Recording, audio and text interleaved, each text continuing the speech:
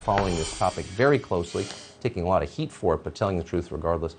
Congressman, thanks so much for coming on tonight. So, it's not even a personal attack on Biden, and I certainly don't mean to be disrespectful to anyone in his present condition, but the United States, the future of the country hangs in the balance. And I don't understand how the Democratic Party can continue to support someone who's completely out of control. I think what we're seeing here, Tucker, is we're focusing on his comments about regime changes. It was not a gaffe at all. President Biden just said out loud what the aims and objectives of his administration's policies are, which is regime change in Russia, to get Putin out of power.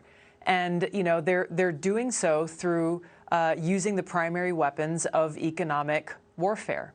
They're doing so by waging this modern-day siege against Russia, isolating, containing, destroying their economy, starving the Russian people in the hopes that the Russian people or the military will rise up and revolt and overthrow their government and get rid of Putin. And the reason why they're lying about this to the American people, Tucker, is they know that we are sick and tired of our country waging regime change wars. We remember how costly and devastating these wars in Iraq and Libya and Syria and others have been, and we reject them wholeheartedly. So if they were to come out and tell the truth, their polls would tank even more than they already are, and their politics would suffer. And that's really where we have to... I believe you completely that clearly they want that. But what comes after? Killing people is relatively easy. Building things is really hard. So this is a real country with 140 million people living in it, huge energy reserves. Putin goes, then what? Have they thought that through? I mean, the answer to that is clearly no.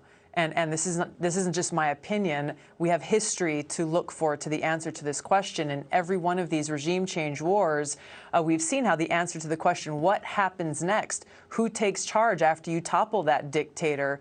What weapons will they have under their control? They never have an answer to that question, and what we're seeing play out before us is following that exact same track record, only more dangerously so, because the American people are smart enough to know that a regime change war against a nuclear-armed Russia is very different from any other that's been waged before and will result in disastrous consequences that go beyond anything we could even imagine.